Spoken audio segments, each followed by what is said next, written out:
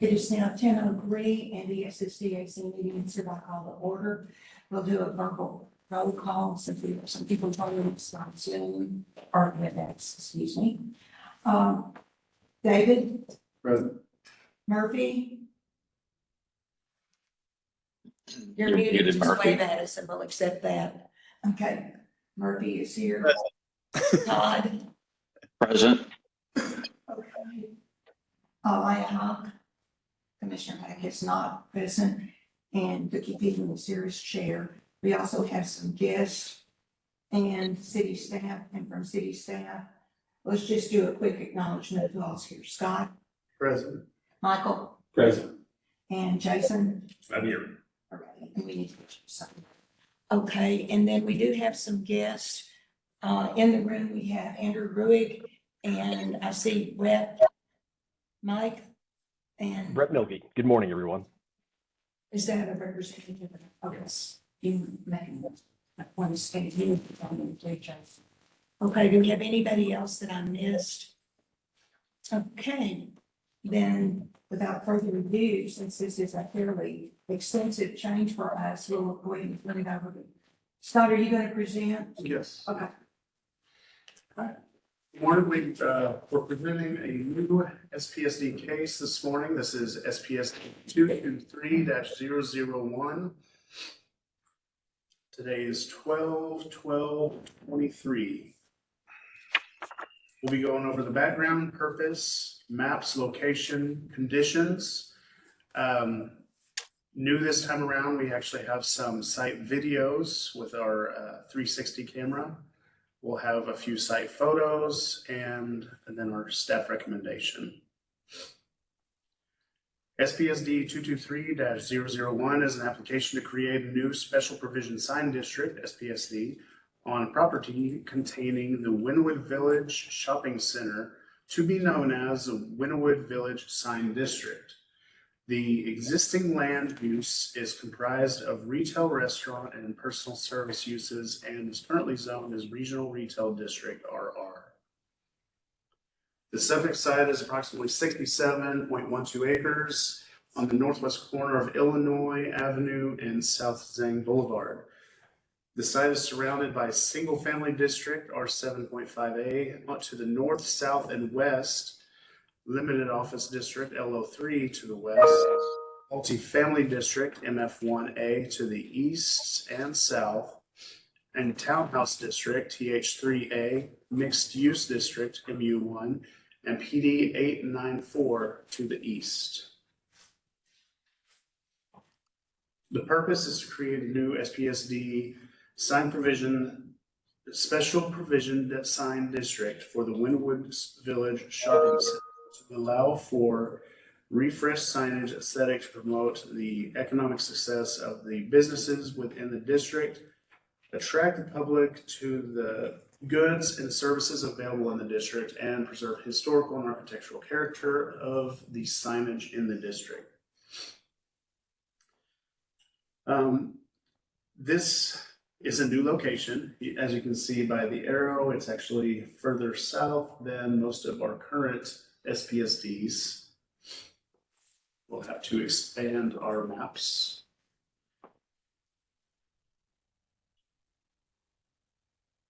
Here's an aerial map and a zoning map of the proposed district.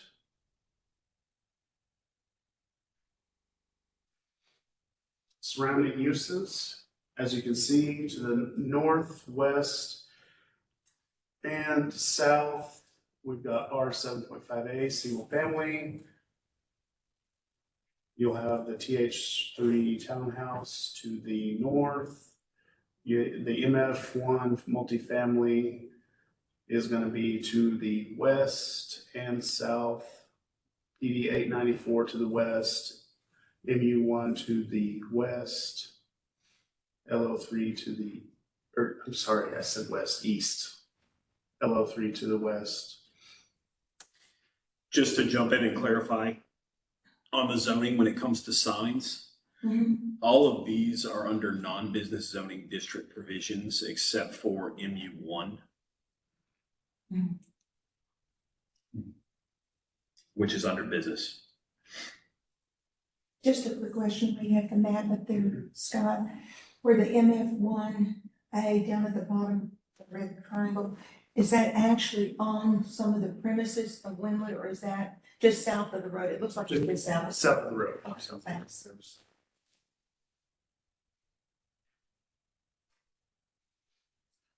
And these are the conditions with a comparison of the proposed Wynwood SPSD to base zoning. So we have proposed in general, the use of plastic will be prohibited. This is similar to some of the other SPSDs. Base zoning, there's no restriction, color, material, style types. So it'll be more restricted in that aspect. All detached signs, they propose to have a minimum of a 5-foot setback, which will actually be a little more restrictive. In base zoning, there's actually 0-foot minimum setback for monument signs. So that'll give a more restriction. They propose to have detached signs on the same premise must be located at least 100 feet apart. This will be a little more lenient than base zoning, which requires at least a 200-foot radial separation. There is some reasoning for this, and that would be that this property is all one premise. Whereas in most cases, you'll have separate properties, and separate properties, you can have signs closer than 200 feet. In most cases, and it would not be allowed on Some additional rationale on that is there are a lot of standalone buildings yes. that have non-conforming signage.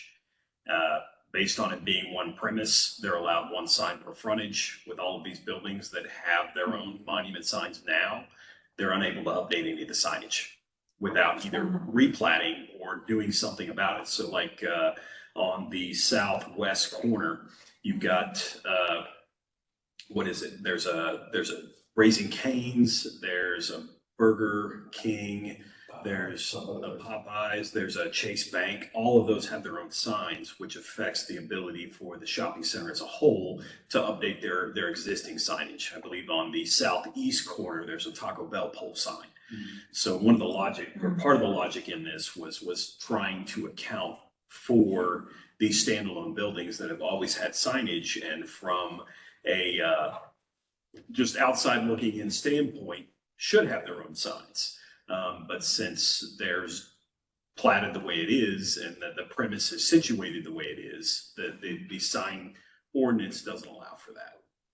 Okay, the question then, would they then be considered like grandfathered?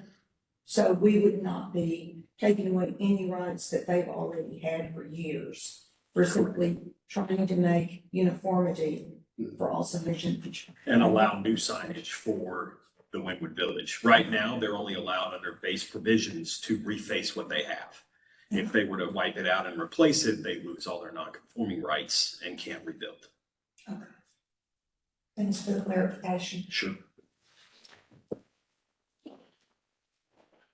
Monument signs, they're proposing that monument signs may not exceed 12 feet in height and may not exceed 25 feet in width. Base zoning allows for 35 feet in height and no more than one per street frontage, and may not exceed 200 feet in effective area. They do not have a width limitation. Do we have a proposed limitation on numbers per street front or however you want? That's fine, because it's that's why I wanted to drive down and look at the actual buildings and see, so I have a better understanding, and maybe your 360 view will provide that clarification. But we don't have a restriction in for street front, because if you look at the street map, you have some fairly long streets, unnamed streets within the actual facility. And if you guys have other questions, I just made all kinds of extensive notes, because for me, this is a significant challenge for my learning curve. Yeah, there was not a limit for street frontage, I don't believe.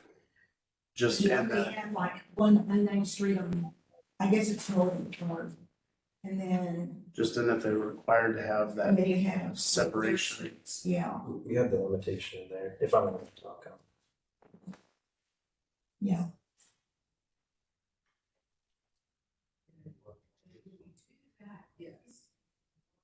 Yeah, we limited it to one or no more than, yeah, it's 2A. Single tenant monument signs located within 50 feet of right of way are limited to no more than one sign per standalone building in conjunction with a main use. So And then if Is they're, that part of the proposal now? that's one of the conditions in there on the number. And then multi-tenant, they're allowed 2 per street frontage. Okay.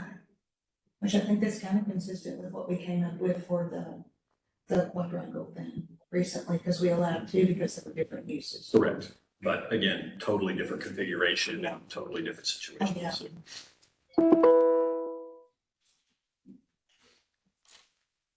So what this is, if you'll go back up to detached to all. Is what they do is they limit it to all signs must be either monument signs, pylon signs, or movement control signs. So right now we're on monument signs and then they further break it down. Okay. So this is just a general proposal for all monument signs. So all monument signs are limited to these height and width. And then it breaks it down to single tenant and multi-tenant. So base zoning, we have no specific regulations governing single tenant or multi-tenant monument signs. Okay, so what you've added on the multi-tenant recommendation, which I don't remember, Right, well, it was, you have to spell.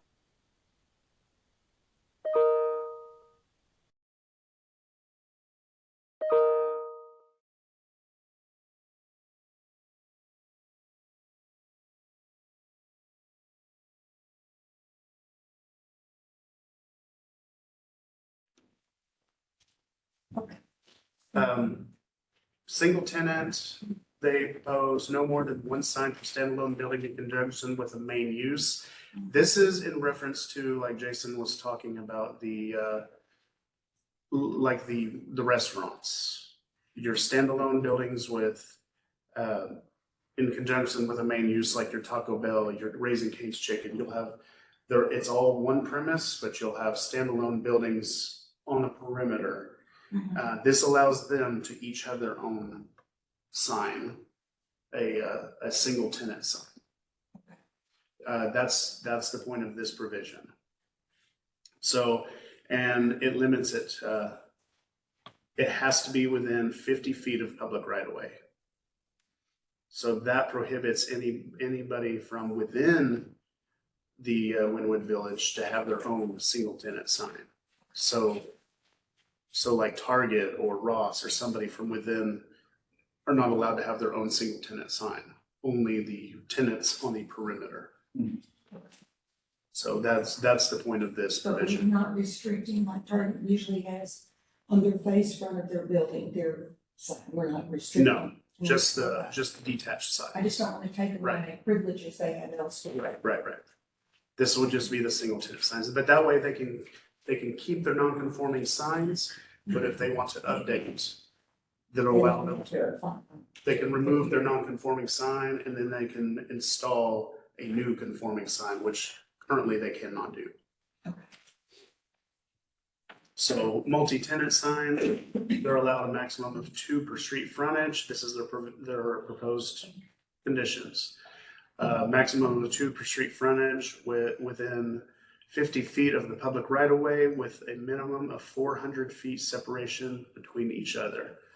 So that these would be the multi-tenant signs where they would advertise the tenants from The within, businesses within that correct. entity. And they would be separated 400 feet from each other along the frontage. They also propose that signs located more than 50 feet from the public right of way are permitted without limitation, but staff does not support that provision. Because that leaves. It leads to just a plethora of additional signage. Correct. So can you clarify the 400-foot separation? Is that radial separation or is that along the street frontage? That's a radial separation between the multi-tenant signs. Okay. That would just prevent two large multi-tenant signs from being placed right next to each other. So potentially you would have one multi-tenant sign on each end of the property of the street frontage. And then on the other street frontage, you'll have, ideally, and I believe, is that correct? Yeah. Okay, that makes sense. I just wanted to clarify that was radial the way that other separations are. Right. And that's more consistent with base zoning. Murphy here. So this SPSD is addressing the multifamily, the multi-tenant and the single tenant. And the businesses will fall under the effect of business zoning and code, right? Say again, Murphy. I'm sorry, you lost me. So this, the Wynwood SPSD is addressing the monument and the multi-tenant signs, and the balance of the project will be either be non-business or business-based. So the project as a whole is under business zoning. Right. The bulk of what we're doing outside of maybe the setbacks is going to be modified by this special provision sign district. The setbacks are still going to hold with the square footage, but in terms of everything else, it pretty much gets modified in some aspect. So the sizes were restricted to a maximum size other than what was allowed in business zoning. Some of the calculations for attached signs are done differently. So anything that's not covered in this SPSD conditions will fall back to business zoning, but just kind of as a heads up, most everything gets modified. As the whole, and then the multifamily and residential and so forth will remain non-business. Correct. Any surrounding area outside the PD is, under its or outside this SPSD or existing zoning, which the only one that was business was that MU, and it was.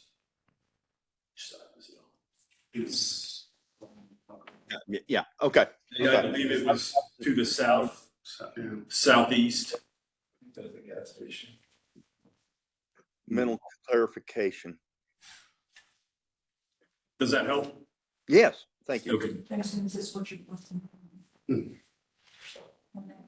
Yeah, so like the MU here Okay. and then RR, those are all gonna, it doesn't affect any of those.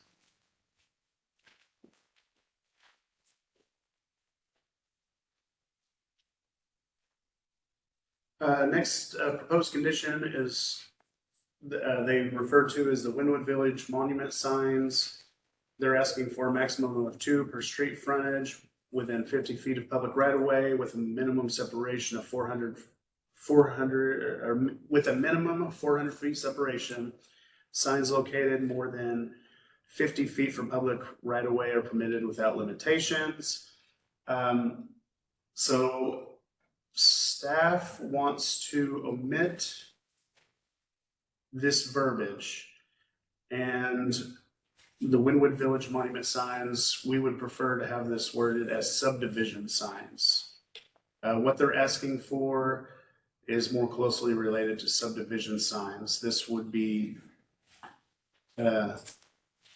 these would identify the Wynwood Village with a Wynwood Village logo and possibly Wynwood Village verbiage with no tenants or anything of the sort. They would be located at the entrances. So we recommend to omit Wynwood Village monument signs. This would instead be covered by provisions for subdivision signs. And then in the report, it's right there.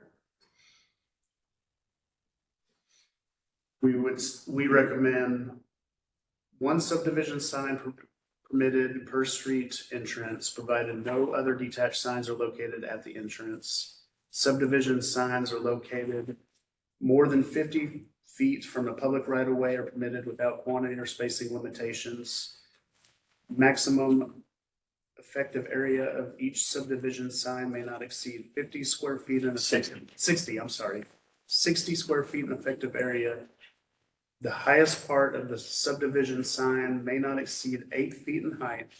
The subdivision signs may be illuminated. And here's where you are.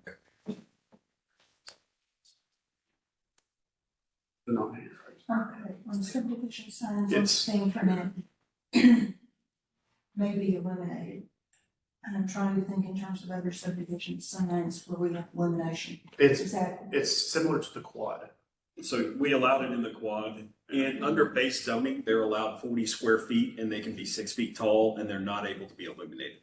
In this SBSD, it's been proposed to be illuminated, and staff was okay. Well, we proposed that. it's page 15. I'm trying Yeah, to the cross-reference. brightness standards and even the capability of brightness on signs right now, staff doesn't believe will affect the surrounding areas. Okay. And Especially is when, it like, when you talk about subdivision signs, are these more like, okay, define how you perceive So- subdivision sign, like a monument sign? Right. That would be lighted from the ground level, so it's shining up like that, not reflecting out into a neighborhood. Trying to get, So they could be internally illuminated. like this. You got down a couple more for subdivision. Yeah. okay. Yeah, something to that effect.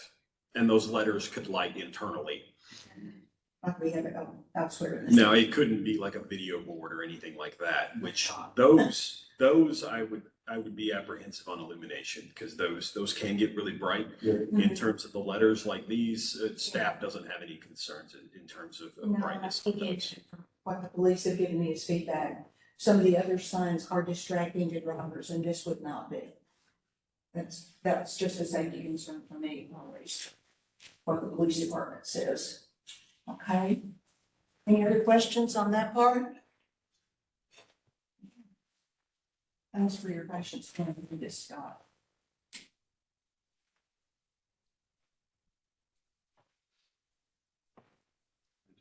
Okay. Pylon signs, it's proposed that they may not exceed 50 feet in height. Base zoning, we have no specific regulations for pylon signs. Go back and refresh me on how I want to see this, because I drive on Central Expressway, and when you get closer to Northwest Highway, you have a forest of tall signs that by any other definition would be classified as billboard. Is that what we're talking about here? Those huge signs that would be on a pylon So or not? So we would call those non-monument signs under base zoning. Or in the case of the expressway, they're expressway signs, which they can, we don't. Yeah, we have all the visual clutter. We don't specify how those are built for a monument sign. We require that the entire area above grade be considered effective area. And it also can't have any separation between the sign and the ground. I was trying to remember what is at Glenwood right now. Is it a pylon sign or what? So under current zoning, it's just monument or non-monument. Okay. But right now, But that was they would be still way considered. Before we had a lot of, before 51, they became an entity. And this is, to my knowledge, the only reference to pylon sign. There might be a PD or two out there that do contain pylon sign, but it wouldn't have been one we reviewed currently under this staff. So this would be a new introductory term, which we did define here as a certain type of sign. But as far as our regulations go, we generally don't delineate a pylon sign. It is monument or non-monument. This is a new sign type. Yeah, because I guess when we look at the 360 then it'll make more sense, because I'm trying to envision where you're gonna put a 50-foot high sign. And I did warn you guys, I had a lot of questions, so. No, apologies please. for bringing a lot. They propose that may not exceed 50 feet in height, may not exceed 1,250 square feet in effective area, maximum of one per street frontage, typo, within 500 feet of public right of way. And do we have, do we have any kind of mock-up that shows what the size is? Because I still have scar tissue from when that warehouse went in that now has removed, I guess it's changed hands again, as you round the curve toward I-30. Remember that had this huge sign? Storage facility, Yeah, and I would get harassed every time I went to a meeting about why did you guys let that go through? So 1,250 feet sounds huge to me. Do we have something that kind of shows a mock-up of a perspective of how big that is? I believe, the applicants brought a presentation that. Because if I don't catch it, I Give an know you'll idea get of it what at the, CPC. 'Cause Right. there are some people in CPC who object to these huge monstrosity signs as much as I do. Sorry about that, Murphy. I know you're a sign guy. Okay. Movement control. They propose that they may not exceed 9 feet in height, may not exceed 30 feet in effective area, may be located anywhere on the premise to promote pedestrian and vehicular wayfinding within the district, may contain advertising or an identification message. Okay, more questions. Okay, 30 feet. Are we talking 30 square feet? Square 30 feet, yes. Okay, 30 square feet. Why do we need something that large? Just because we're trying to allow them to publish advertising on this? This- Because usually our movement control signs do not allow So advertising. this is more of, this is less like what we traditionally think of as a movement control sign, enter, exit. This is more wayfinding. so the target this way. Exactly. Blah, blah, blah, that way. Okay. It'll be, you'll have your tenants, just a small like Target, Ross, something with an arrow. I think I've seen that. Yeah, so in reference for 30 square feet, Other it's, shopping centers outside Dallas city limits. yes, yeah. Yeah, it's a little bit smaller than all of these tables together. yeah. That's good. I can speak as a designer. But you're, This is something that's sorry. desperately, I can speak as a designer that this is something that's desperately needed, is having larger signs.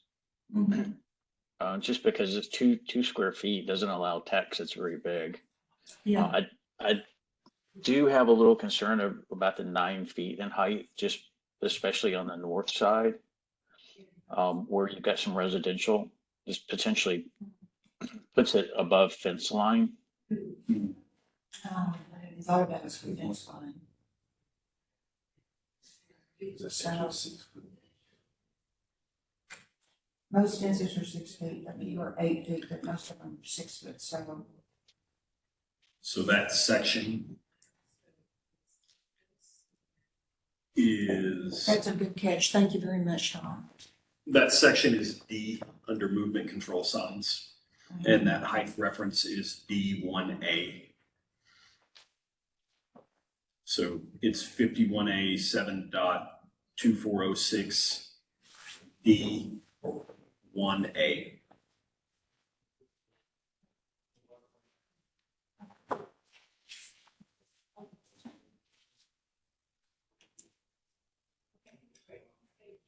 When you go back to the 30 square foot effective area, is that with movement control, would you have multiple entities on that sign? Because you're still talking about a large sign.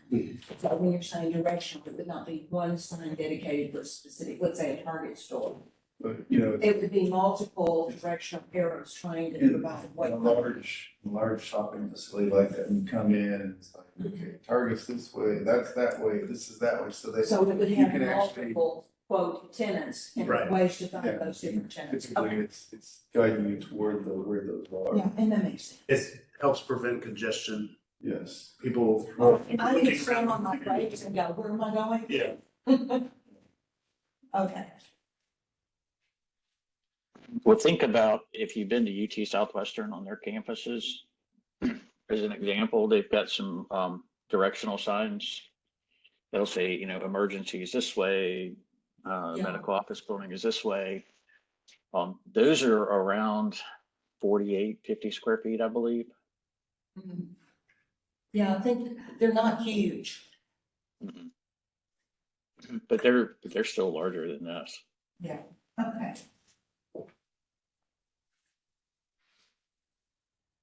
General attached provisions, securely attached to building or canopy. Flat attached, this is where it gets a little different. The proposed effective area calculations are based on tenant lease space square footage. Instead of facade, base zoning calculates on 25% of facade area for all signs, and secondary is 15% of facade area for all signs.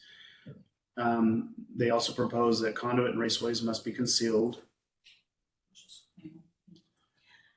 I did have a question about that, because if you have somebody who leases a large space, you could technically, based on what I understood here, you could have this humongous sign just based on square footage. And I had a concern about that, because I guess I think more in terms of if you have a small store, then you have a large lease area, it could just be dwarfing everything else around there. And disproportionate look.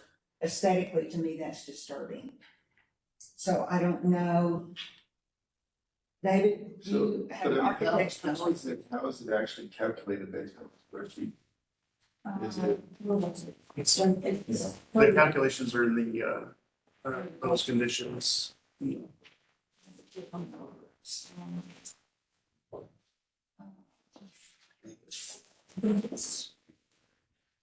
Oh, gosh, I'm missing it, because I'm on it yesterday. No. Do you know what page it was on? Reporter. It's on 16. It's 16, yeah. 15 or 16.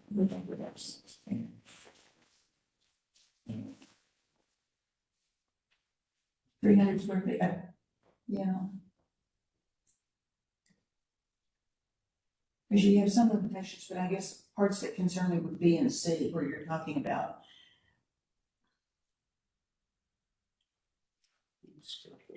Area per linear. It cannot exceed 1,000 square feet if the lease space is 100,000 square feet. The top one's not as concerning as the others, because it's. Wait a minute, read it again.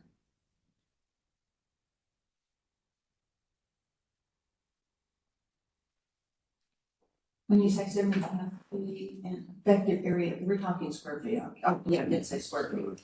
Sorry. Yeah. 75. If the lease space is equal or below 10,300, if it's 10,000 to 100,000. And then 1,000 square feet. 1,000 if it's greater than 100,000. Because to me, that's just if you have a small store located next to a large lease space, then you're gonna have Goliath But towering over poor little David. And I don't know, to me, that's the symmetry and. well, but I think the trick is that those smaller buildings, you're not gonna be able to get some of those square footages to get a giant sign. Those would have to be the boxes, you know, the detached boxes or whatever. Because a lot of those shops, the way they parallel, they're not very deep. So you're not getting giant leases over there. The ability. I was trying to remember the whole shopping center, David, and I just, when we get to the 360, You know, I'd be able to the grab some. freestanding buildings, those are the big ones that get the bigger signs, which kind of. Now, sort of like a big box store. Yeah, but on the smaller stuff, I mean, what's the biggest lease space that you can get on that? Those things aren't huge at all. The biggest ones like Ross. Yeah, but that's even a bigger thing, but where all the little restaurants, little shops are, Yeah. Mhm. those are not very big buildings, Yeah, so. and I'm just concerned Yeah. about disproportionate sizing and the aesthetics of Yeah, that. Guys, do you have any suggestions to calm my fears?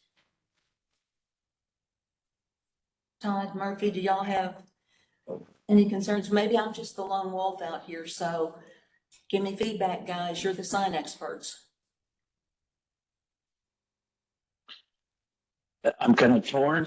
I think 1,000 square feet seems pretty large. I mean, that's a roughly a 20 by 50 square foot sign. But to David's point, 100,000 square foot building is going to be a fairly large building considering the overall footprint of the plat. In the shopping center, or any of those, like a huge Macy's, I don't know, there's no Macy's down there, but a huge store like a Macy's or what's the something. grocery store that's on the north side? Kroger. Kroger, how big is Kroger? That's probably. Is the 1250, is that accumulative? Or is that Oh. singular? The way this is worded, it's each sign. Well, there's some concern there.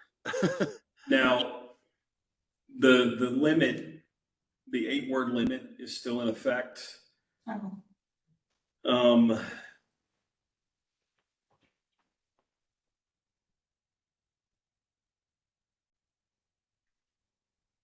This was one we went back and forth on trying to come with a good solution to.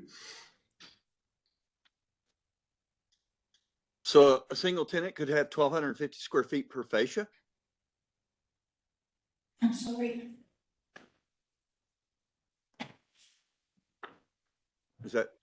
Am I reading that right? Did you say 1,250 feet per fascia? I think the limit was. may not It was exceed 1,000, square yeah, feet. 1,000 square feet. 1,000, sorry. Yeah, that's under, one city. But it would have to, yeah, it would have to have greater than 1,000 square feet of lease space. Or 100,000, excuse me. Mhm. Gotcha. Okay. So, And I don't know how big like Ross or some of those types of stores are, or Kohl's, compared to like a Sam's or a huge Walmart or something, so. That's my only concern, is that just seems like it may be a disproportionate size. And Well, and- hopefully, Mock-up that illustrates it better. Murphy, I'm sorry. No, I'm just trying to think of a scenario where that would be applicable.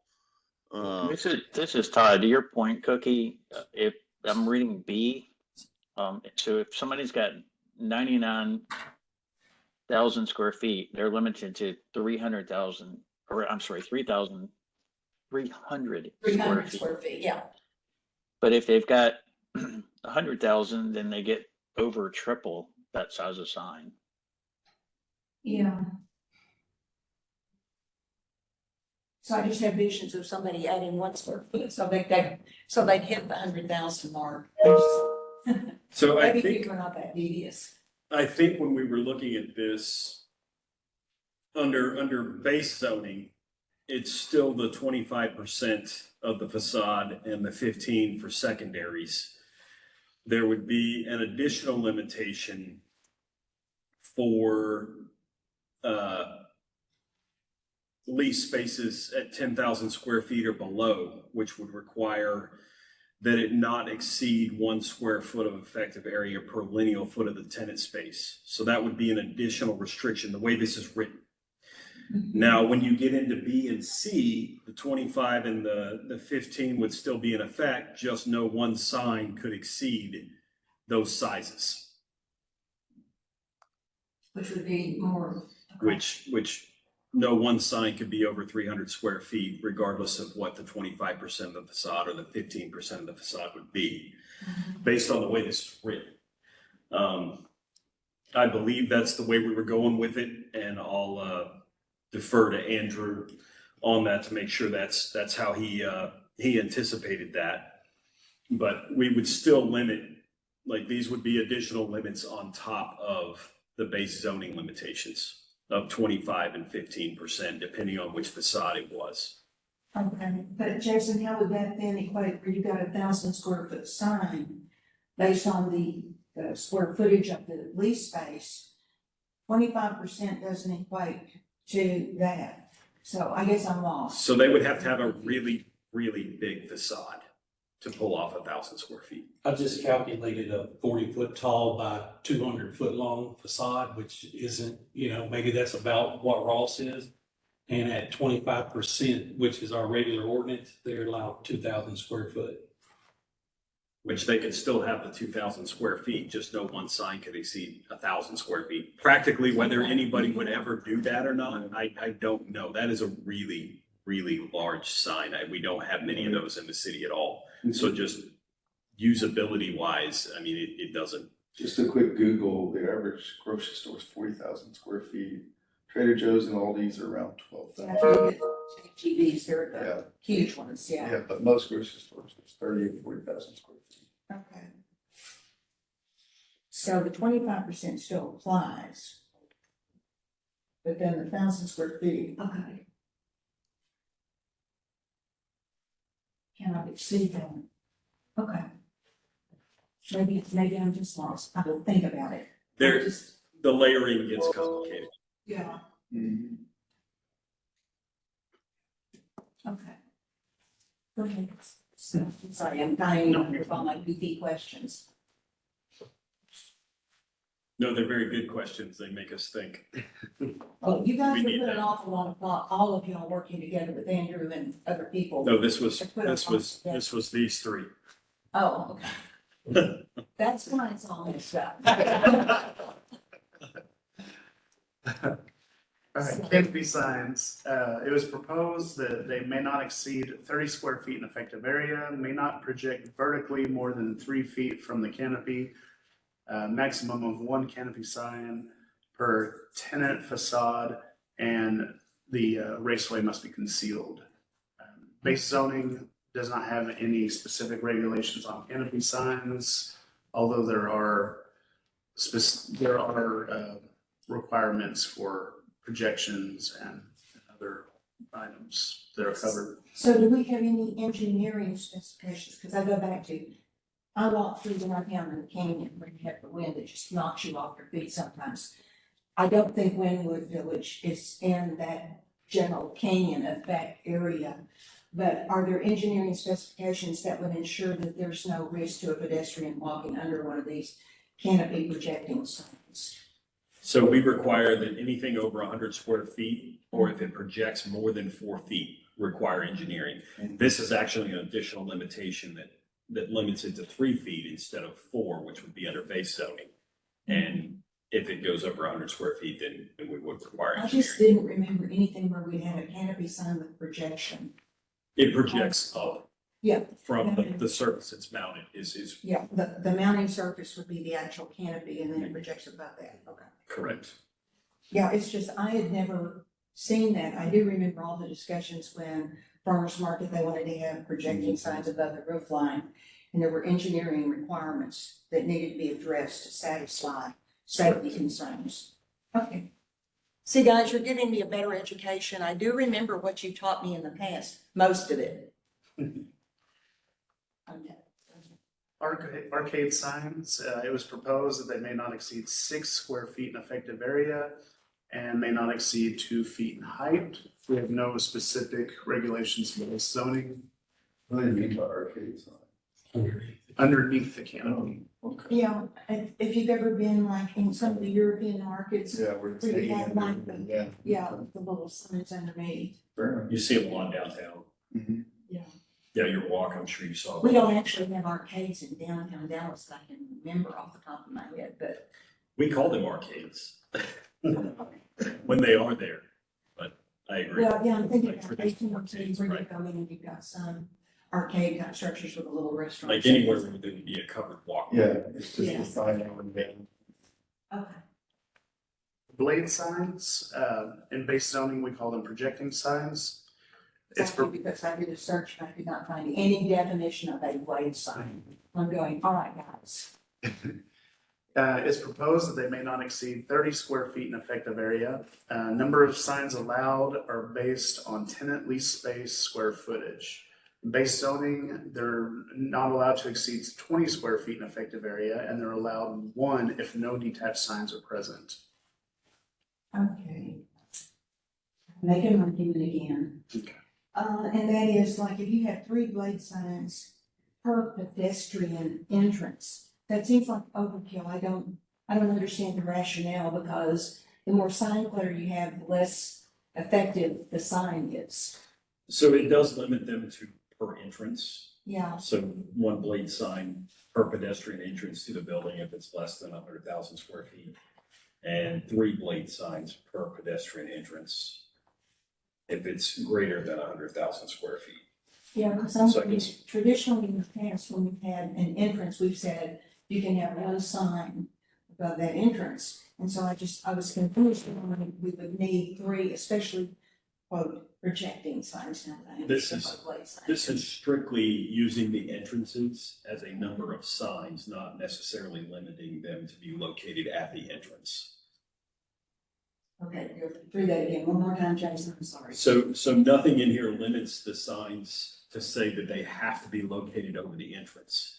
It just gives a specified number of the allowed blade signs they're allowed to have based on number of entrances. It could imply that they'd be located over the entrance, but this is more for quantity rather than location. Anybody else have any questions on that? I'm sorry, I'm just the questioning person. No? Okay. No. Moving on. Window signs, it's proposed that they may not exceed 4 feet in height, may not exceed 4 feet in width. In base zoning, they may not exceed 15% of the window area and must be located in the bottom 1/3 of the window. They're asking to remove those provisions. What, remove The location, locations? yeah. Because, again, I'm going back to what police feedback has been, since I work closely with them, and they would prefer it be in the upper portion of the window, simply because when they're doing a drive-by, the visibility into the business, if there's any suspicious activity, gives them a clearer view. And I know when we did Victory and some other places, we allowed coverage of some of that. What did we do in those situations, guys? In I Victory, Victory, I know they asked the painted signs, we did apply, but you couldn't have more than a certain. I just don't remember the I details. think Victory was approved before the 15% came in, and the 15% and being in the bottom 1/3 Yeah, was based off of convenience stores. And yeah. council, what year was that on the window ordinance? 2007, 2008 is when they Victory went came into in. that. Because I was on the sign committee when Victory came up. Because I remember beating up poor Bob Baldwin. I can't remember, but I know that that was the police department that, That's their yeah, they recommendation. put that in. our Okay, as long as they had a chance to review I it. thought it was fire and police Responsibility. driven. I'm sorry, Murphy, I didn't hear you. I thought it was fire and police driven. Yeah, it was, but Okay, it was basically for convenience stores. Well, that's the ones that usually push it in. I think downtown, we had some, in Victory especially, we had some eateries and bars and stuff like that. Our ordinance does allow for them to go before the Board of Adjustment to cover the whole window, but it has to have perforation. But they do not allow convenience stores that same exception. Because they don't want anything in the windows of the convenience stores. Well, yeah, because they're more subject to crime attacks. That's why I keep pulling back to what the police have recommended. Okay, Painted applied sign.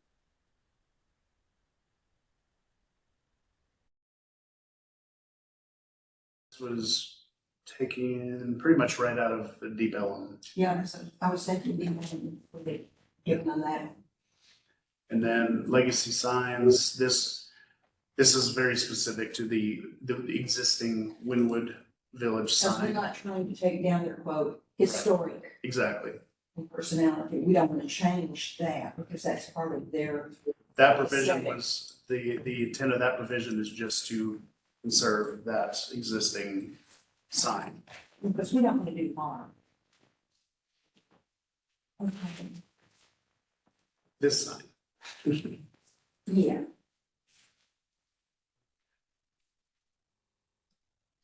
In Victory, just to circle back, it looks like they were limited to 25 square feet, That's what I remember. but it doesn't give a location. Yeah. Okay. Thanks, Tracy. Questions? I'm still going over my notes, so I may have more dumb questions, guys, but do y'all have questions? So far?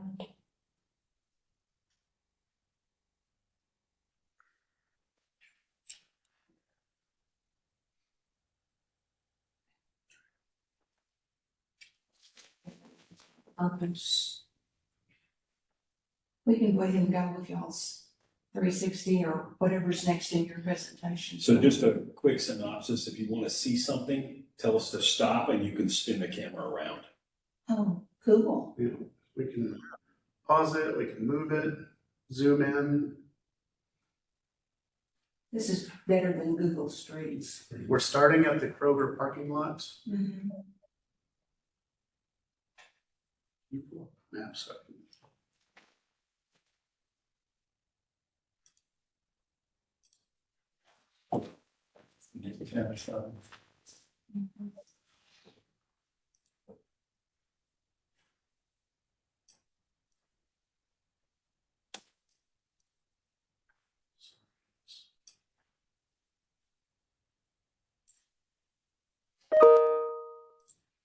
Right now, we're cruising the perimeter of the SUV.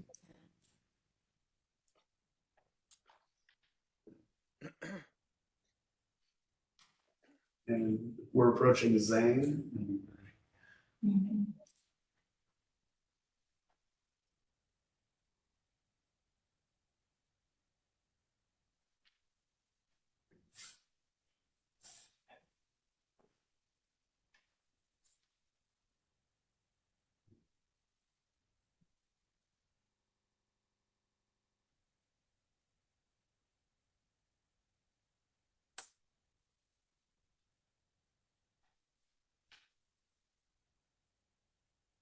You just click the middle of the screen. Were there any points that you wanted to make about? I think if we just show the existing, tall Wynwood Village sign just for scale, maybe. So there's the historical one, Yeah. distance, or I guess also the multi-tenant one in the foreground. Yeah. Yeah, I don't remember, when was Wynwood Village created? Because it's been, as long as I can remember in Dallas, it's been there. 1949. It's definitely, whoa.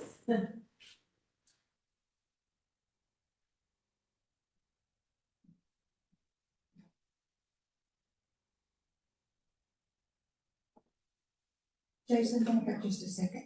Yeah, Scott, whoever's running it. Because you had a sign back there and I want to see, was that one of the existing tenant type signs? Just right there, you know, because it has Ross and some of the other stores. That's not being taken down. Is that one that y'all are leaving? That would be taken down and refreshed with the new sign of similar, still multi-tenant, but with the new branding. So that would be under your category of multi-tenant signage, which I would replace this Yes, existing one. And on what you said on multi-tenant, would it be this high-rise sign? Because the visibility where you have the trees there, if you have it like at ground level, something in mind, Sorry, let me rephrase that. This would be what we classified as the pylon sign. the pylon sign, okay. yes, which is 1,250 square feet and 50 feet tall. What is the existing signage size? Is it 1,250 square feet? If we were to, I don't know that we have the width on it. It Yeah, seems so I was like, just trying to envision how this would stack up compared to the It- 250. This is about 42 feet height existing, where I think our new one is like 45 feet Mhm. with the regulations at 50, just to have some buffer in there. Okay, but size wise, Andrew, do you know how a comparison for this, It'd how much larger the new one is? It'd be pretty similar. I don't have the specifications of this one, but it would be pretty similar in effective area. Okay. Thanks, I just wanted to get a perspective of what Now- happens with that particular sign. Since this SPSD limits all signs to monument signs, the 1,250 square feet would be the entire structure, everything. So if that. So it would helps include the you feel any pylons? better, yes, it includes from the ground to the top, the And what entire about the width. open Whereas space? this one, the way it's done, Uh-huh. it only calculates the cabinet area. So Okay. I would guess if that sign is, would you say 40? I think 40 it's feet. about 42. So if that's 42, I would say that is probably somewhere around 200 square feet, if I were guessing, but we're only counting the cabinet area. Mhm. Whereas this new sign, under the current proposed conditions, would be the entire height by the So entire. if you did the sign at 1,250, if you did the sign at 50 foot tall, that'd be a 25 foot wide sign. Correct. Okay. So it'd be 25 by 50 maxed out. Just the way things are calculated, right now you have airspace underneath. They are not penalized for airspace only because that's part of the structure underneath. On this sign, no. On the new sign, yes. Okay. So, okay, But they would be required to have the airspace. No, I mean. they could all can of fill that the be- whole area. It could be all effective, so you could have a 50 by 25 filled. And every inch of it be covered in letters, yes. okay. Even though your visibility wouldn't be, Yeah. I'm trying to figure out. I mean, I'm trying to practically, think right. both to the benefit of the people requesting the sign as well as our definitions. Because of the tree space, you might not be able to see the lower until you're actually inside the sign. Okay. I don't want to be in the car, yet at the same time, I want to protect us because once this gets done, we know the downstream is that everybody who sees an exception to what's currently in base code and is going to be asking for that exception. Because it's predicated, it's now part of our code. But there's still a process for it. Yeah. They'd have to beat us to death to say, we really want to see this and this. Yeah, I'm teasing. Okay. So And that. is there, What, Murphy? Was that This Murphy is or Todd. Todd? this is Todd, is there a proposed setback for the pylon sign? Good point. Right away. So it would fall back to those base zoning requirements. So I believe you were looking at, let me find those charts real quick. There's none for that. They're just 5 feet. Basically, as far back as we go. We're still on the pylon. Yeah. Sorry, Murphy. Still 5 feet for all detached, so that setback. Yeah. And that's from the property line? So it'd have to be at least 27 and a half feet. From the property.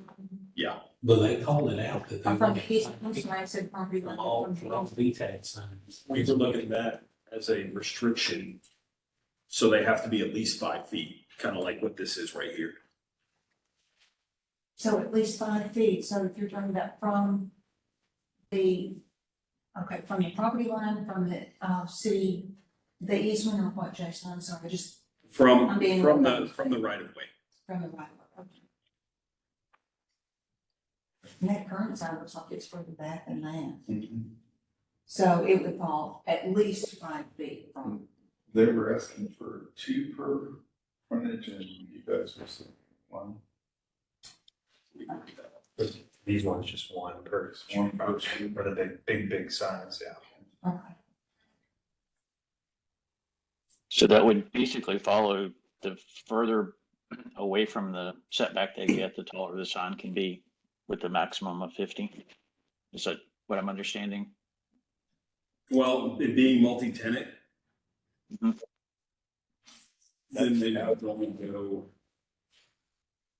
So there's not, I guess what I'm trying to understand from Mike's question, is he saying that the further back it's set into the property, the higher it could be? Todd, am I understanding that question correctly? That's correct. Or can they come within 5 feet and go the maximum of 50?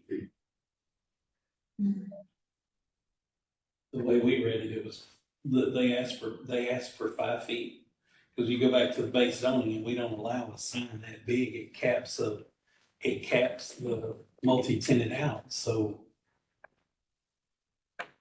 That's what Scott and I discussed it, and they were asking for 5 feet, and that's, that's your guys' job to say yes or no.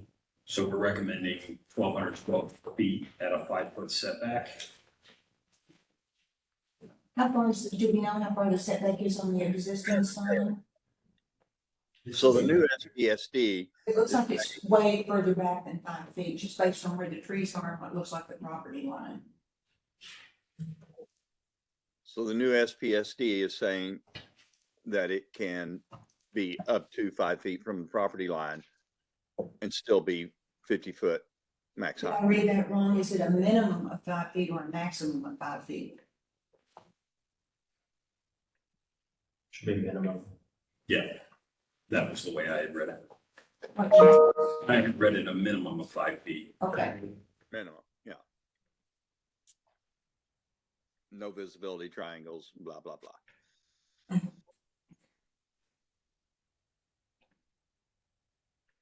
well, yeah, I hadn't even thought about visibility triangle, because if it were closer to the easement and you're able to use all of that, what currently is airspace on this one, then that could be a visibility challenge for the further back itself. Well, all signs have to stay out of visibility triangle. I differ with that. I have seen kiosks that are sitting right smack down in the middle. Well, that's transportation, not the sign guy. And so big up on guard on it, and it can really good.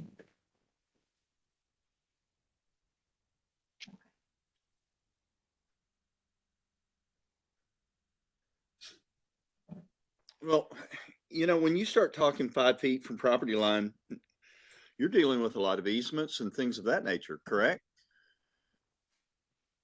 I mean, it wouldn't permit them to be in an easement. Right, yeah, and I figured that. It just, I'm just, an old property like this, I would imagine there's some broad easements. And Do just, y'all have a plan of where y'all are wanting to put those signs? We have a general location. Is it 5 feet or? Boy, I guess I don't have this exact specification. I'd say it's probably like 15 feet or so. In shows.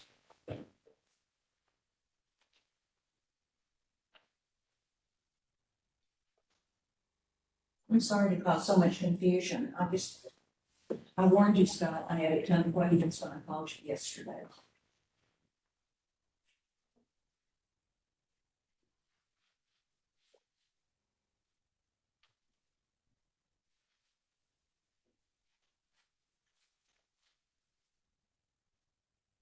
I guess the idea is it'd be in the same area as these existing ones, just changed out. Because all the other infrastructure is already in place surrounding that existing sign. So that, I don't know the exact distance, like if we went back to look at this other one, but it'd roughly go in that spot to replace it. Yeah, and the other one is kind of what location? We'll see the other one when we turn up on Oh, okay. Illinois.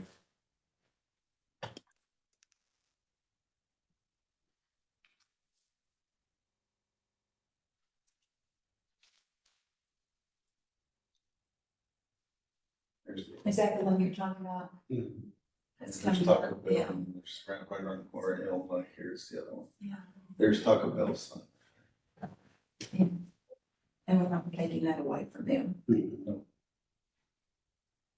And now, if I understood correctly, if they choose to change that, or let's say another tenant buys that facility, that building, then if they go in to change that sign, is it subject to having to be completely redone based on these regulations we're drafting? They can reface it or it'll have to conform with this new. Okay, they Yeah. can reface it then. We're not trying to keep the rights for that Taco Bell sign specifically. The other ones, yes, but this one, Yeah, and there's Kroger and Ross from the other angle, from the other street face.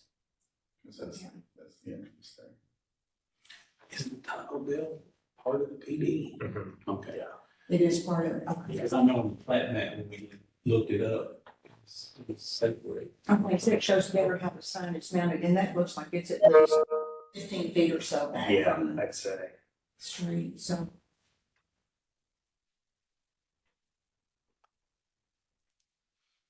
So under base zoning, and this may be something you want to look at, is the height is a 1-to-1 setback to height slope. So if you've got a 50-foot tall sign, it would need a 50-foot setback.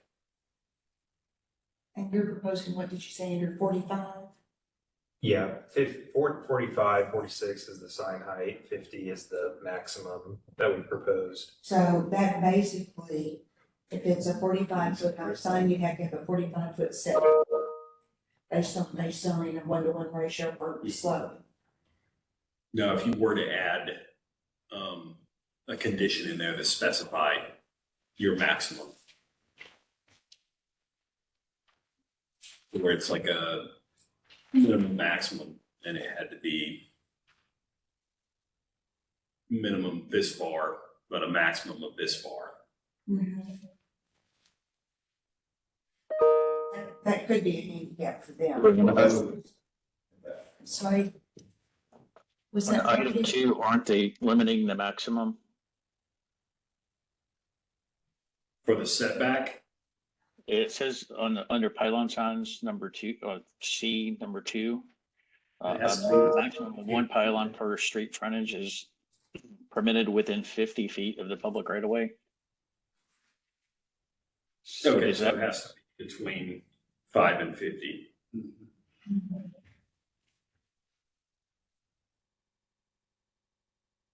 But if it's between 5 and 50, then does that ratio of 1-to-1 still apply, Jason? I guess you guys lose me sometimes. You're so far ahead of me on some of this stuff, so. yeah, Maybe personally, I don't know that the ratio bothers me. The 1-to-1, in the 50 feet, certainly it needs to be, where it can be seen. 50 feet. It's just the 5 feet that's giving me a little hesitation. If that was more like 15 or 20 feet. Which is probably what that is.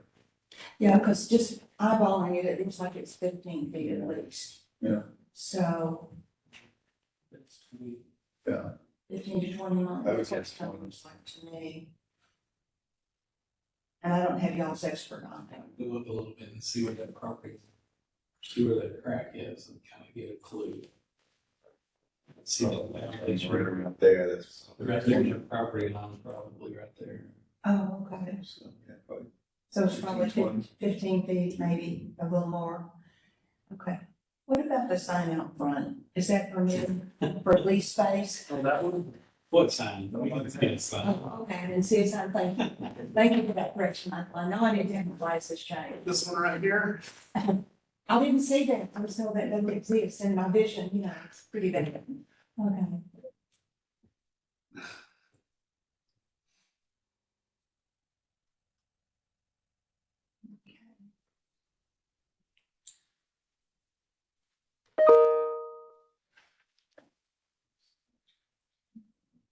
I can't believe it's been in existence since 1949.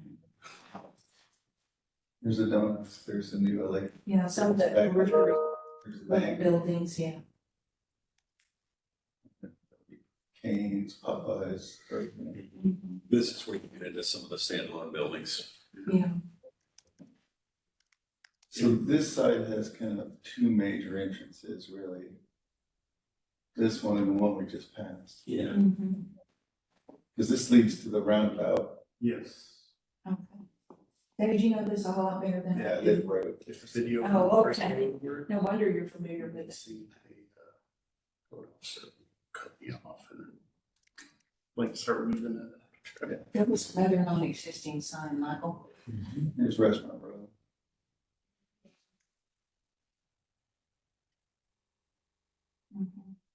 Does the extent of this include the bank or does it stop?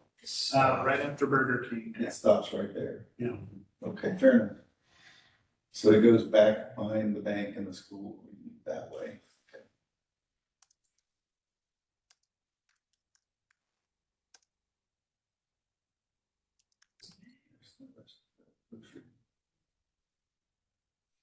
There's no zoning application to modify the existing zoning for this, right?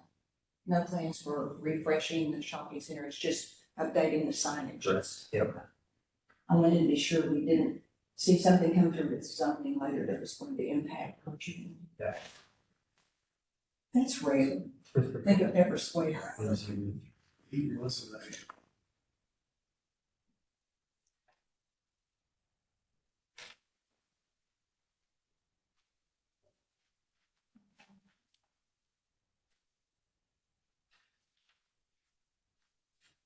Thank goodness they allowed enough space for those trees to have root room instead of pinch them to death. so it's actually, You can Still tell going around the perimeter. yeah, it actually goes all the way to that fence. Yeah. if they ever redo that parking lot, I hope they put more trees in there. That's the one bad thing about the runoff and The contamination. dialysis place is right over here. Well, you can tell it's an older shopping center and they weren't thinking about the need for 160, 110 degrees in Texas summers with climate change. Yeah, there's some trees, good. Well, this back area, it seems like it was always kind of the overflow. The main area has a lot more trees going. Yeah. Because some of these external buildings were built after the original shopping center, if I remember, weren't they? A little small. I think that's correct. Everything, yeah. So they're not as consistent as the actual facade of the shopping center. Back and around, yeah. Yeah, we're almost back to the Kroger.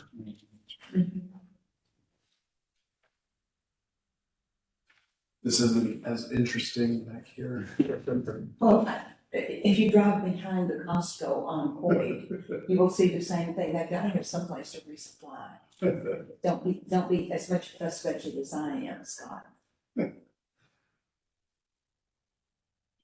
In Germany, they would make you go underground to deliver all that. And actually, the city of Dallas was based on that. Supply chain and tunnels underneath the city of Dallas to go in and supply the department stores and stuff in downtown. So there was not street delivery in the original concept. You're a very good driver. Was this you driving, Scott? We're excited about this 360 camera. Yeah, I was going, gee, you went up on Google. It works pretty nice. Yeah. Falls off the roof, right? And it's got a pretty strong magnet. Right. So we're back now to Kroger's, okay. Yeah. And then I've got this other one. You'll have to excuse all the Morgan Wallen videos. My 7-year-old daughter loves Morgan Wallen.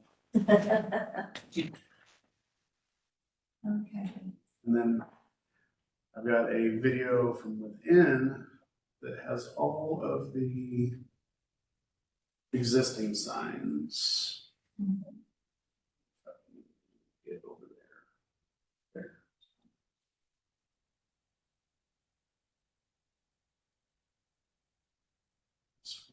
There.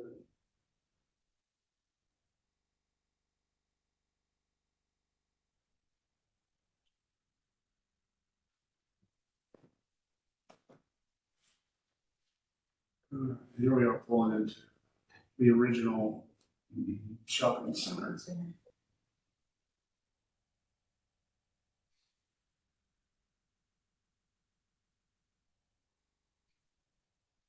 And basically zigs and zagged and Yeah.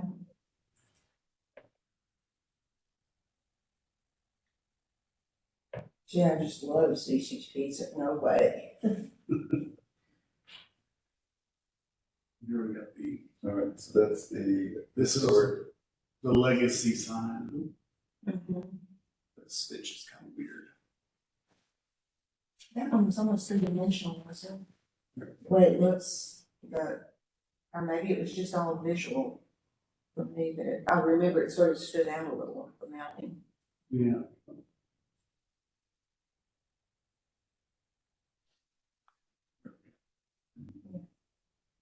I've forgotten what color it was. I've forgotten the screen. White and green. Mm-hmm.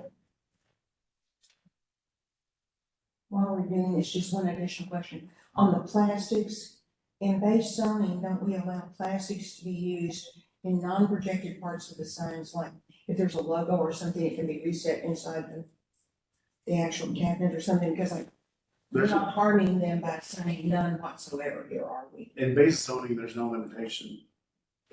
I'm saying there was a base limitation on plastics being utilized because of the surfacing and the cabinetry.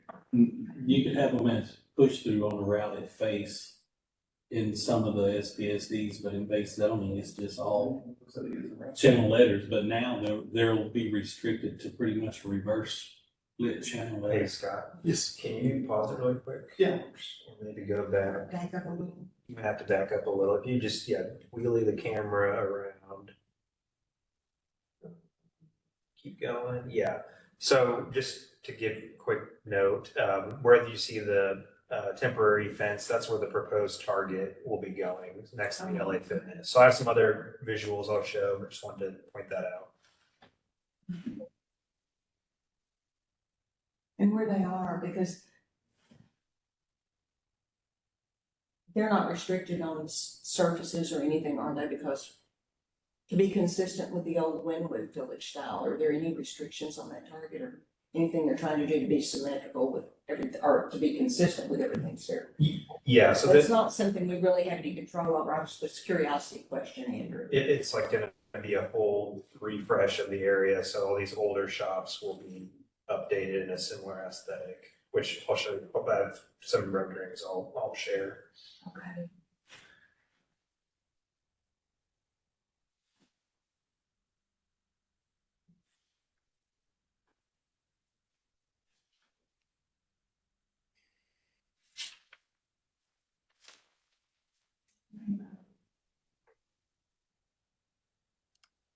There's where I remember all the old trees and stuff that are Yeah, helpful. That dangerous driving in here. People don't pay attention to all the one ways. That's why you need those wayfinding signs. Yeah. The first, this was the second time I drove through here with the cameras, and the first time I was nearly hit 3 times, people driving the wrong way. Like, they turned it real quick. I think everybody does that. I get so aggravated, even when you, That car right there almost turned in right here. I saw that when I went to get gas. I stopped at Sam's because it was convenient the other day. And people are just, they don't pay any attention to the arrows. I was like, oh. Yeah. So, I think you had fun with your new toys.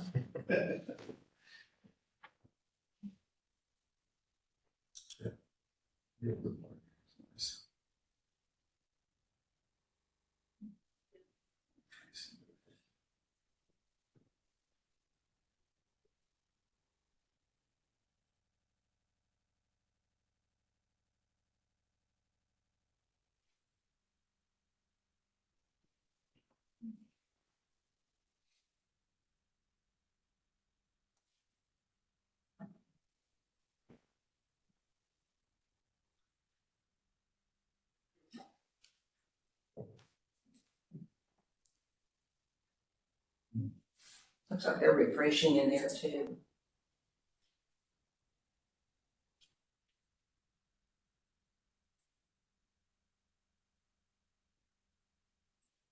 One thing that's refreshing is to see that so much of that is brick and mortar as opposed to stucco. Because it just has a much more attractive look to it.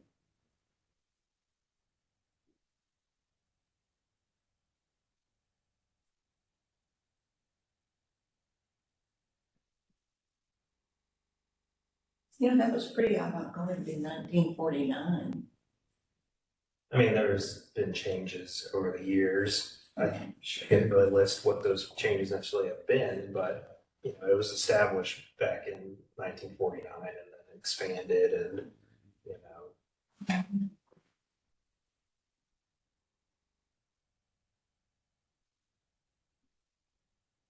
I did for lady. And bunch of Try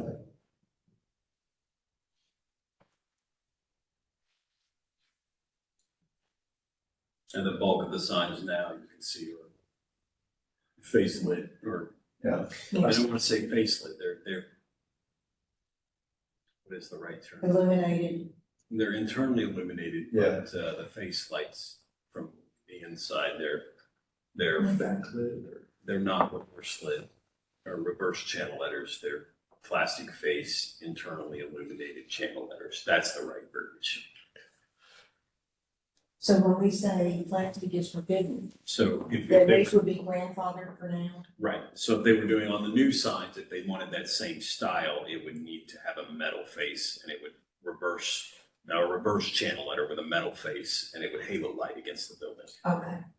Or they could, some of the newer techniques are they'll route out internal to the face of the letter and then push acrylic through and give it a neon look.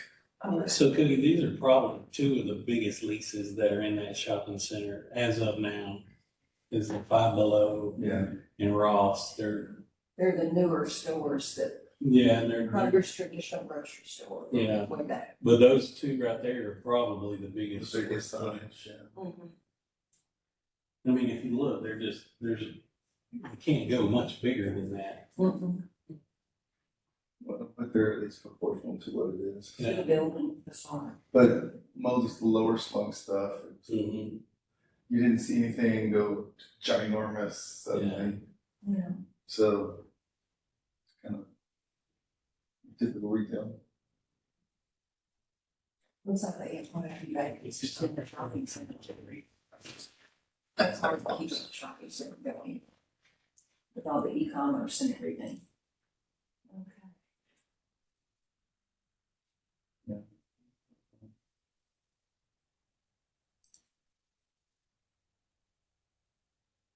Bang.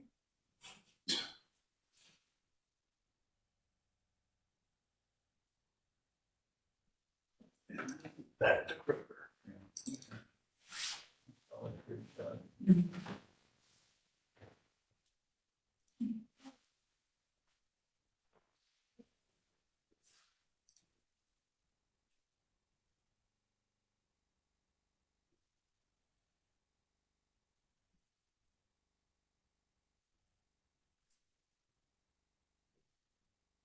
I'm sorry for taking so long. Some of you guys have to get back to work, but We'll make sure we get all your questions answered.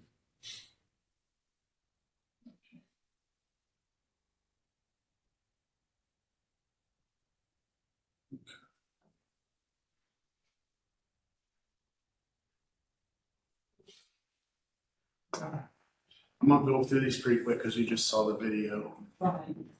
So these are just the site photos. Starting on the corner of Illinois and Zane. And Winwood in Illinois, circling clockwise around the perimeter.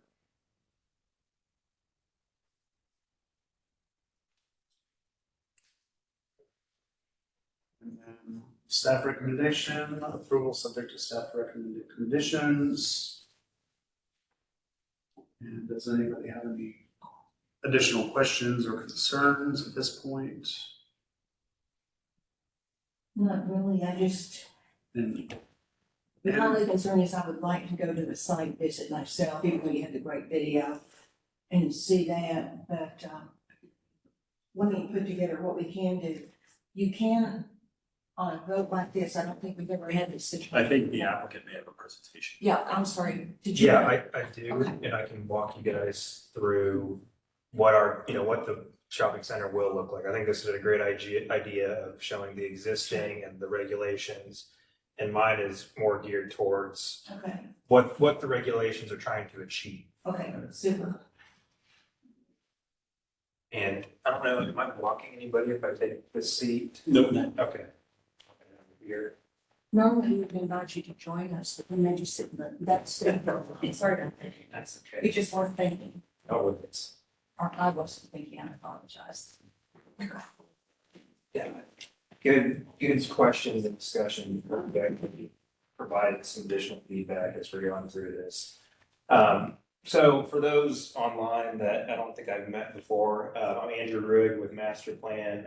We do zoning changes and Board of Adjustment and apparently special provision sign districts too. So this is a little new to us as well, but we deal with this stuff all the time. So we work a lot with Jason, Scott, and Mike to craft this language to try to get the Wynwood Village signs refreshed in anticipation with the redevelopment of the property. So you can keep, I guess, if you go to the next slide. Like I said, mentioned previously, I don't know if everybody heard, but this shopping center was originally created in 1949.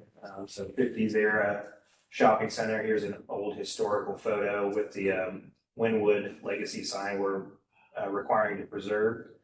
Go next slide, please. You guys have seen the site. Here's just an outline of what we drove through with the historical imagery. Go next slide. Here's some of the current signage conditions. We saw those two large multi-tenant signs that are kind of the main entrances off West Illinois and Zang. You can also see kind of the what's existing now for, I guess you could call it, subdivision signs and wayfinding signs, but these are the look and feel of the existing signage for Wynwood Village. So with the redevelopment, kind of refreshing the shopping center, we want to give it a, kind of brighter look. This is just kind of a dated aesthetic. So the new signs that we're proposing have kind of a refreshed Wynwood Village experience. Go next slide. So we can talk through, I have examples of what we're looking to accomplish for each sign type. So these are what we're proposing for our monument signs, and in the regulations themselves, what we've differentiated it with, as we talked about this, was we have regulations for single tenant monument signs and multi-tenant monument signs. And these really, these are specific to multi-tenant monument signs, where we have the Wynwood Village identifier plus the tenants that are within our property. So these, when you see multi-tenant signs in the regulations, this is what we're talking about. Single tenant signs, we're really just trying to fix that problem of the Cane's, Popeyes, Burger King signs that are non-conforming currently. So when you see single tenant signs, we're really just talking about fixing that issue in the SPSD. And then the multi-tenant monument signs is what we're proposing at some of the not main entrances, but secondary entrances off West Illinois and Zang. Go to the next slide. Here's an example of our pylon signs. So these are the big signs that would replace the existing big signs we talked about a little bit. We limit these to one per street frontage, and essentially all we're proposing is to replace those existing large multi-tenant signs with these multi-tenant signs, and we call them out as pylon signs just to kind of differentiate between, we were going back and forth with staff on monument versus non-monument and trying to get the regulations to work together. And we came up with calling these, these are the large ones. These are going to be just at the two main entrances. We ended up calling them pylon signs just because they kind of, extend up and take up a lot of space. So these are our largest signs in the district. Okay, next slide. Here's an example of our movement control signs. I think there was some conversation about the size of those. So they are bigger than what the base code allows, but that's also to have the text readable for vehicles and pedestrians. So we have the larger movement control signs to accommodate, being able to locate and go in different areas of the Wynwood Village shopping center. Okay, next slide, please. We should flash this one earlier. Subdivision signs. Originally, and I think we've reviewed the staff recommendation, and we are good with moving forward in that direction. After the staff report came out, we reviewed it, and everything looked to check out with the sign package that we were proposing for this. So these subdivision signs are just kind of additional signage to keep, help the identify the district and let people know that, hey, you're here. This is kind of a sense of arrival and reminder of you're at Wynwood Village, and this is part of the refresh with our overall signage aesthetic. So here's one example of where these would be, or what these would look like within the district. These would be interior of the site and exterior when there wasn't other signage already present. So here's one example of that. I believe this is an interior example. If you go to the next slide, we'll see an exterior example. Kind of helps bring that sense of arrival to the shopping center. You go to the next slide. And then we also wanted to do, so those were all of our detached signs. We made the regulations and tailored those to kind of push and pull on the existing regulations, some being more restrictive, some being more permissive. And then to kind of keep the shopping center with a similar aesthetic and keep new lease spaces with the same regulations to kind of create that uniformity, we created regulations for attached signs. So I'll go through what, examples of what what we were looking at and what it would look like in a, in our rendering. So these are the flat attached signs, the most common tenant signs, as you can see, that would be located on the different store frontages, the different lease spaces. And I think there was discussion on kind of the size of these, and we'll get to our largest proposed tenant Target later on, but what we're looking to achieve there is to scale appropriately. So the smaller lease spaces, you don't want to have that sign taking up the whole area, and then the larger lease spaces, you don't want to limit that to a very super small sign where you're having a lot of blank wall area where you would want to cover that with more signage so it doesn't look out of place. So that's an example of attached signs that we've created regulations for. Go to the next slide, please. We also have canopy signs, so you can see some aspirational examples on the top left, and then an example of Wynwood Village canopy sign on the right. So you can see the Wynwood Village text on top of a canopy. That would be one example of some of our canopy signs that we would be providing on site. We also have the situation in Target, which is proposed to kind of go, I pointed that out in the presentation, or the drive-through of the site, of the existing condition. The proposed Target will be right in the middle of the shopping center. And you may have seen this. This is, if you've been to the Target on 75 and what is it? Lemon or Haskell, one of those two streets. I'm getting them confused.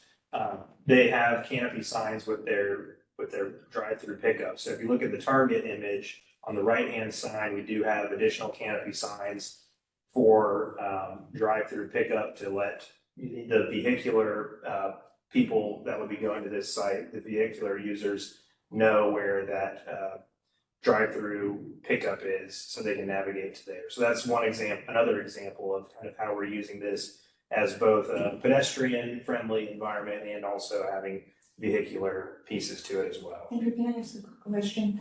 Okay, when you have a logo guys, like they have here for Target, then you have the sign further down. Does that logo penalize them in any way in terms of the signage on the front? Because usually we count the logo as part of the sign. Mhm.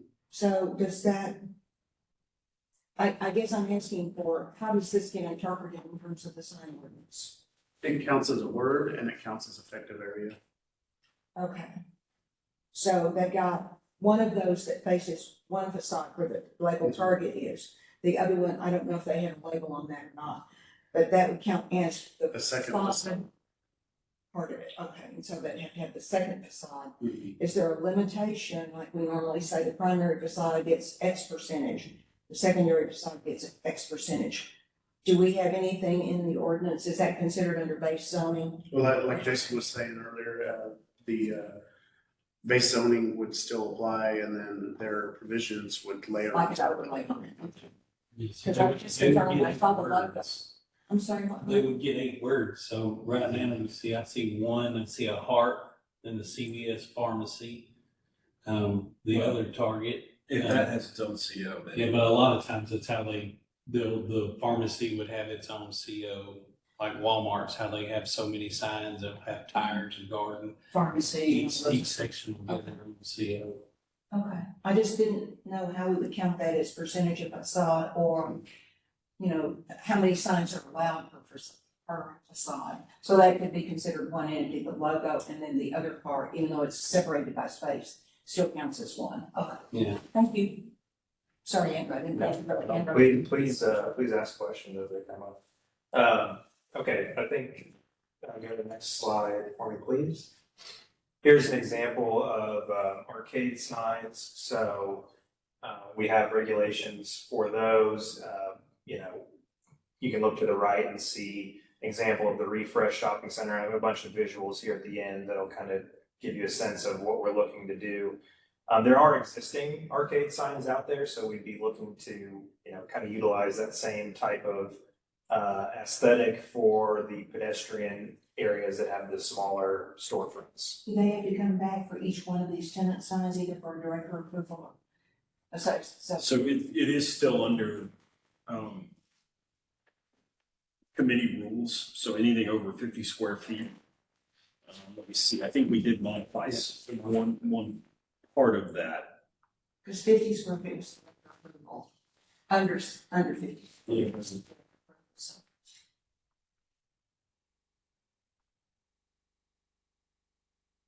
Yeah, so everything's still standard procedure.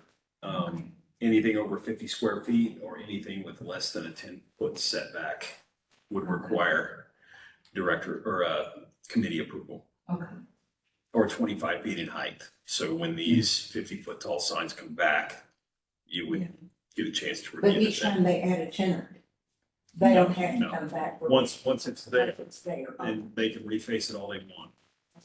But if it ever were to get rebuilt, then we'd bring it back. Sorry, Andrew. No worries. So that's arcade signs, and we also have regulations. If we go to the next slide for blade signs. We didn't have any specific renderings, but just saw that, wanted to keep the option open for also having blade signs as a potential identifier for different stores in the area, potentially for Target, identifying different, we just talked about different services within Target. If there's like a Starbucks or pharmacy, then this is an option that we'd like to keep open for the larger stores. We noted that as if they're greater than 100,000 square feet, which the only store in the whole shopping center would be the Target. We're looking at about 110,000 square feet for that store, and that would be the largest big box in the area. The rest are, you know, the smaller retail, personal service restaurants, which are generally speaking a little under 10,000 square feet. Some might be a little bit higher, and then the kind of medium box groceries, those are going to be under 100,000 square feet, over 10,000 square feet. So that's kind of our line of a rationale of thinking for how to classify kind of which users get how much, and we want to make sure that you know, they have an appropriate amount of signage. So you are having a similar scale, but you're also not creating just, you know, potential blank wall area on some of these larger stores. I do apologize, a correction. We had all attached signs and movement control signs should be reviewed under directive procedure. Oh, okay. So basically, it just leaves the detached signs that would go under Okay. their committee. And that's if they're over 50 square feet, over 25 feet tall, or have less than 10-foot setback. So does that mean that if we approve this SPSD, then they would have to come back once the design of each of those signs is finished Correct. for director approval? Not- No, they would come back to committee for the detached signs. Okay, but what about, for example, the larger wayfinding signs? Would those Those fall, would be same thing, control signs. would it be a separate CA? So movement control signs would be under directive procedure. Okay. So what would then have to come back as a CA to us, Jason? The monument signs and the pylon signs, Okay, if they don't fall within those 50 square feet, 25 feet high, or less than 10-foot setback. okay, thank you. Go to the next slide, please. Sorry, I think that might clarify some of the setback issues. Yeah, no, thank you. Feel free to jump in. Yeah, that's great. Here's just an example of what we're looking to do for window signs. So we have those same, or we have similar regulations to what's allowed previously, but wanted to classify that in the SPSD. The next slide, I think. Did we say that they had to be in the bottom third of the window zone? These conditions don't specify that. Okay. Here's an example of another area that we've added for attached signs is painted applied signs, which we are very interested in doing for this shopping center. So that's kind of this, similar to, we structured these off of the Deep Ellum where you can have the painted artwork on the facades, and we kind of went back and forth on how best to regulate that. So we took the provisions, Deep Ellum obviously has a lot of murals that some have a commercial message tied to those. So these painted applied signs refer to the type of signage that does have the commercial message part that could be part of a larger mural. So we have that restricted to 30%, and wanted to include that to encourage that painted applied mural type signage moving forward. We'll go to the next slide, I think. Oh, yeah.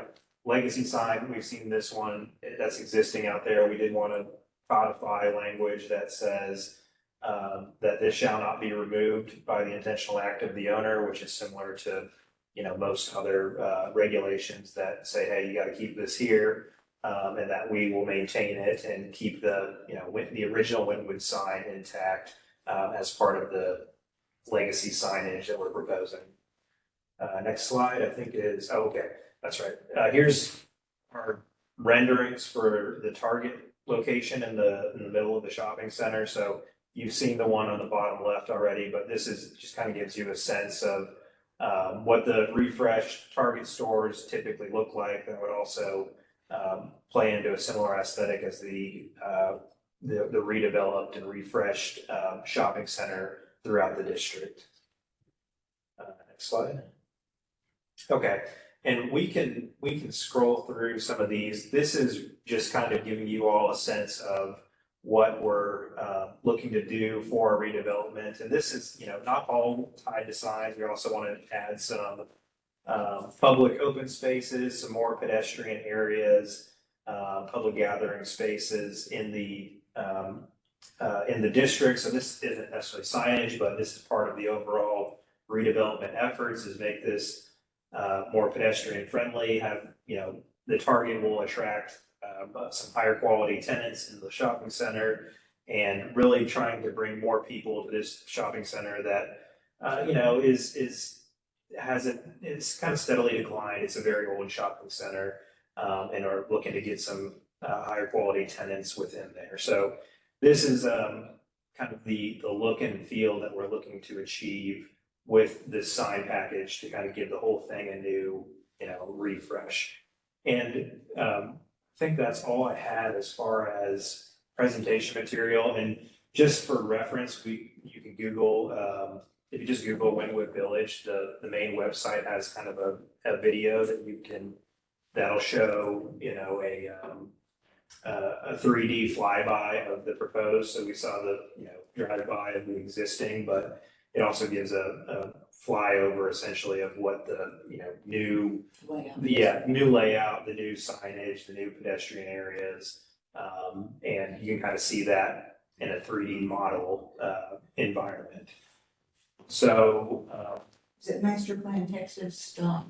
So this is actually if you just Google Wynwood Village, we might, if you can pull it up, maybe we can just take a quick look at it. It just gives you a better sense of, we saw the visuals, but this will give you the 3D representation.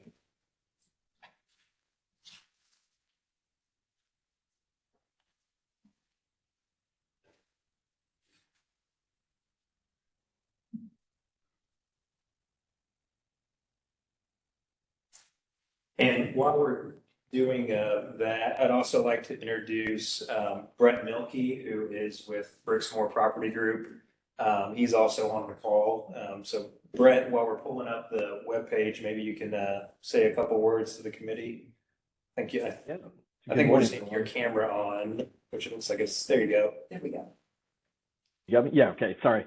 Good morning, everybody. Sorry, I couldn't be there in person today. My travel back to Dallas kind of got snafu'd. So, but thank you for your time. I appreciate it.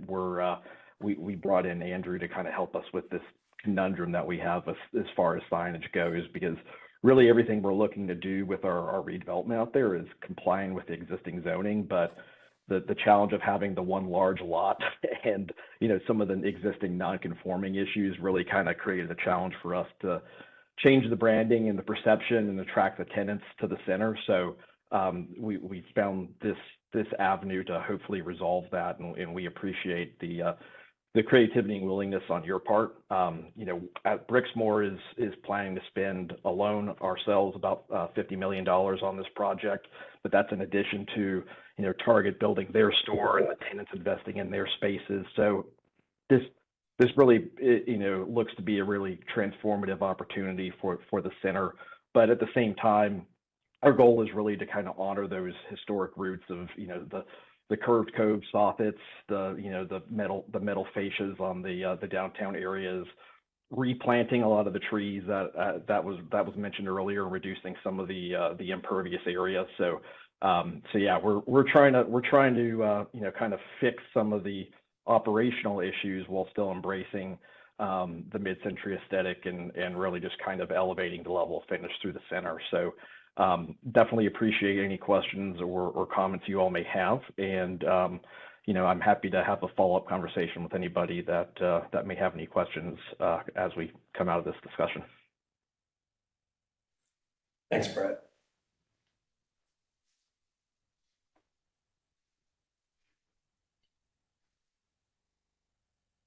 So that's all I have. There's certainly, I know we kind of talked through some other questions throughout. I think we feel comfortable with the staff recommendation, which were really, honestly just kind of further clearing up some of the last remaining items that we had in our lengthy review. But if there's any other, questions or topics that we need to review, we're certainly happy to do that.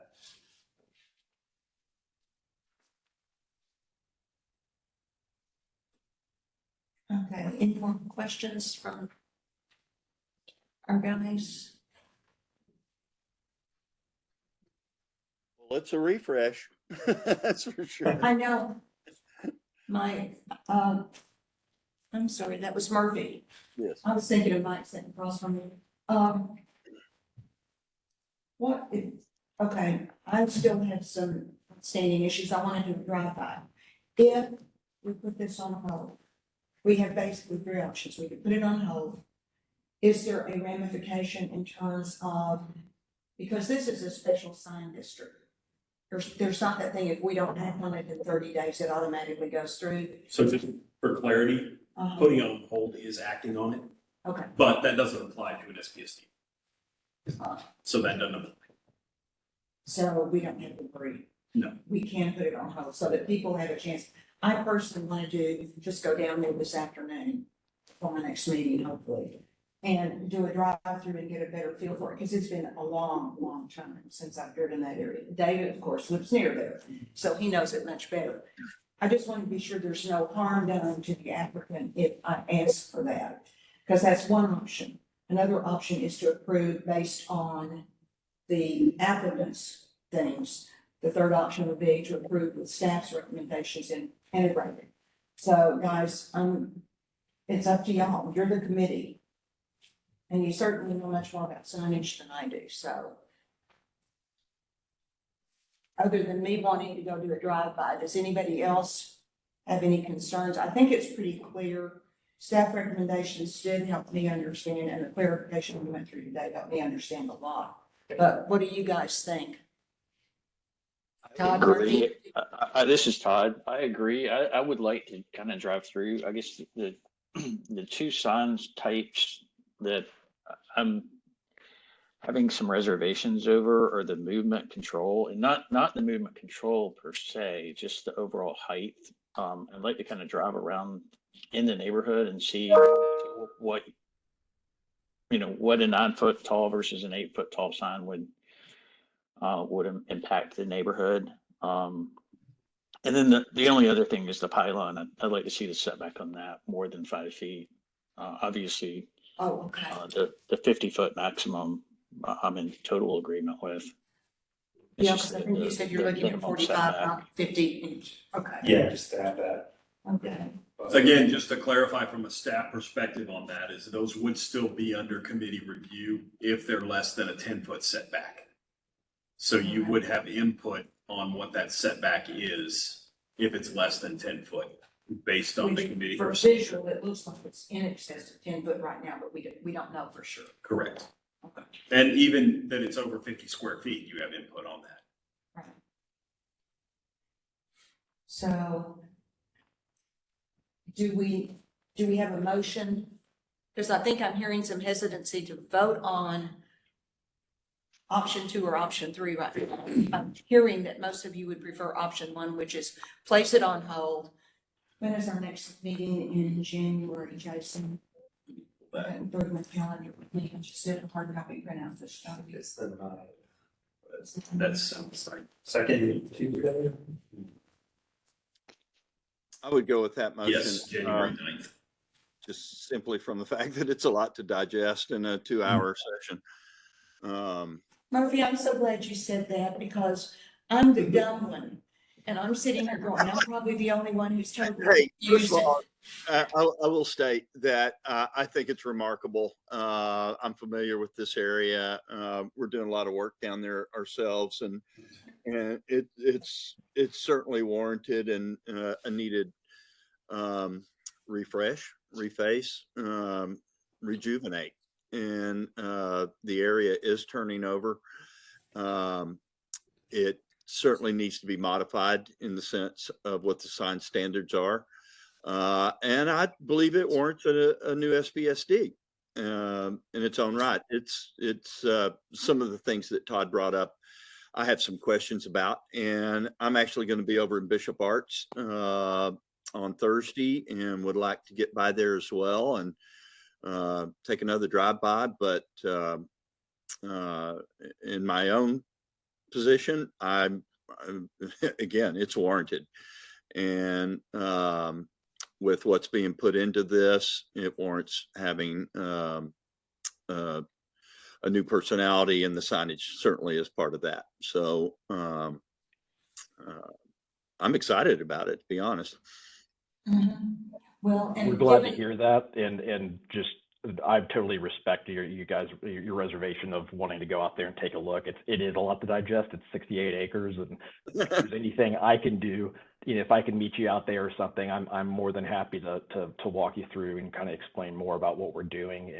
And I'll be upfront that much of what I heard you guys say, as far as comments concerns, they all sound like we're very workable. So it's just until we get in front of you guys that we don't know where the sticking points are. So we're happy to have further discussion on a lot of this stuff. Okay, the one concern I have, Brett, just so you'll understand, is if multiple of us meet with you at one time, it's considered a walking quorum, and we would not be allowed to do that. So I personally am going to drive down there this afternoon before my next meeting and just do my site review. But I just wanted you to be aware that's a provision with the city of Dallas to ensure that we do not have a quote walking quorum where we're sort of meeting behind the scenes. It's just to keep all of us playing straight and honest. So, Quite all right. I appreciate it. do we have a motion then that we hold this until our next meeting? Sure, this is Todd. I'll motion to hold until the January meeting. Hold it. Now, do we have a second? I'll second that motion. Okay, Murphy is our second. We'll do a roll call vote. Okay. We'll start with the guys that made the motion and seconded. Todd, your vote? Aye to hold till January. I'm sorry, a second. I've got an allergy problem and I'm having trouble hearing today. Yes, to hold till the next meeting. Oh, okay. Hold till the next meeting. Okay. Murphy, your vote, Lisa? That motion to hold till the January meeting. Okay, so you're voting to hold until January. David? Same. And the chair votes the same way. I want, before we go to anything else like minutes, I just wanted to say a personal thank you to everybody because it's obvious there's been a really good synergy working together, trying to get this pulled together.